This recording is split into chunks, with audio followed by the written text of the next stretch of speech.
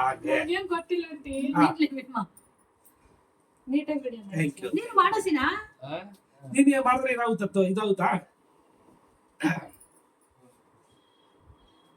ಇವತ್ತಿನ 35ನೇ ವರ್ಷ ಆಗಿದೆ ಮದುವೆ ಆಗಿ. ಯಾವುದೇ ಒಂದು ಸಂಸಾರ ಸುಖವಾಗಿರ್ಬೇಕಂದ್ರೆ ಗಂಡನಿಗೆ ಹೆಂಡತಿ ಅರ್ಥ ಮಾಡಬೇಕು, ಹೆಂಡತಿ ಗಂಡ ಅರ್ಥ ಮಾಡಬೇಕು, ಆ ಸಂಸಾರ ಸುಖವಾಗಿರುತ್ತೆ.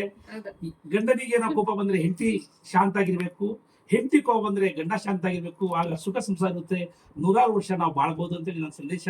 ಯಾಕಂದ್ರೆ ನನಗೆ ಮನಸ್ಸು ತಕ್ಕಂತೆ ಪ್ರೀತಿಯಾಗಿ ನನ್ನ ಹೆಂಡತಿ ಸಿಕ್ಕಿದ್ದಾರೆ. ನನ್ನ ಹೆಂಡತಿ ಅಂತ ಮಾತಾಡ್ಬೋದು ನಾನು ಕೇಳ್ತೀನಿ. ನಿಂಗೆ ಹೇಗೆ ಅನಿಸುತ್ತೆ? ನಿಮ್ ಜೊತೆ 35 ವರ್ಷ ಮದ್ವೆ ಆಗಿದೀವಿ ಅಂತ ಅನ್ಸದೇ ಇಲ್ಲ. ಈಗ್ಲೇ ಮದ್ವೆ ಆಗಿದೀವಿ ಅಂತ ಅನ್ಸುತ್ತೆ ನಮ್ಗೆ. ಯಾವ್ದೇ ಇವ್ರನ್ನ ಮದ್ವೆ ಮಾಡ್ಕೊಂಡು ಒಂದು ಕಷ್ಟದಲ್ಲಿ ನನ್ನ ಯಾವತ್ತೂ ಇಲ್ಲ. ಸುಖದಲ್ಲೇ ಬೆಳೆದಿದ್ದೀನಿ, ಸುಖದಲ್ಲೇ ಇದ್ದೀನಿ. ಈಗೂನು ನನಗೆ 35 ವರ್ಷ ಆಗೋಗಿದ್ಯಾ ಅಂತ ನನ್ಗೆ ಈಗ್ಲೂ ನಾನು ನೆನೆಸ್ಕೊಳಕ್ಕೆ ಸಾಧ್ಯ ಇಲ್ಲ. ಆತರ ಆಗ್ತಿದೆ. ತುಂಬಾ ಖುಷಿಯಾಗಿದ್ದೀನಿ. Thank you ಜಿನಾ.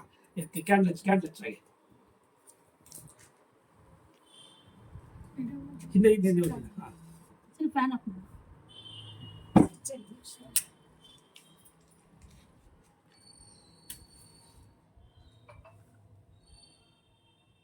ಈ ಕೊಡಿ 2 ಗಂಟೆ ಆಯ್ತು. 2 ಗಂಟೆ ಒಂದು ಸಾಕು.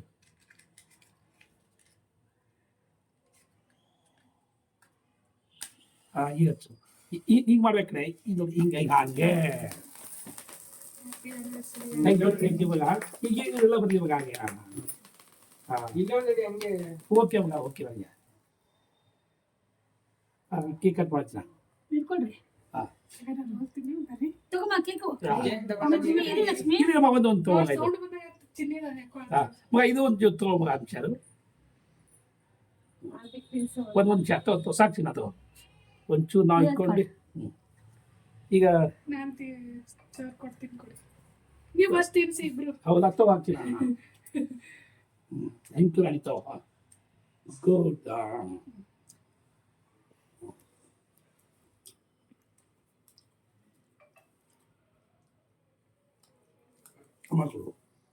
ಮನೆ ತೊಗೊಂಡು ಇಬ್ರು ಅಲ್ಲ ಹೆಣ್ಮಕ್ಳೆಲ್ಲ ಕರ್ಸ್ಬಿಟ್ಟು ಇಲ್ಲಿ ಕೊಡಂಟಿ ಇಲ್ಲಿಗೆ ಜಾಗ ಕೊಡಂಟಿ ಅವ್ರಿಗೆ ಅದೇ ಸ್ವಲ್ಪ ಪ್ರೆಗ್ನೆಂಟ್ ಅಲ್ಲ ಸುನೀತಾ, ಅದ್ ಓಡಾಡಂಗಿಲ್ಲ.